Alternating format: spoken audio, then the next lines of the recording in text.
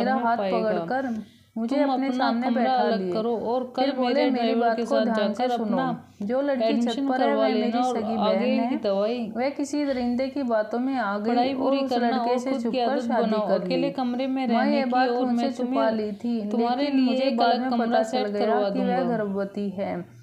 मैंने उससे मैंने दिल काफी में सवाल सोचा कि जवाब मैं किया। वह अपनी मेरी सास बातों से से अलग हो बिल्कुल डर जाऊंगी गई और ताकि सब कुछ मुझे आपको बताने के खुली लिए छूट मिल जाए। तैयार हो गई। लेकिन इस वक्त हम मैं तो दोनों उसकी सास ये बहू हालत बहुत देखकर बिल्कुल मजबूत थे। कांप गया हम था।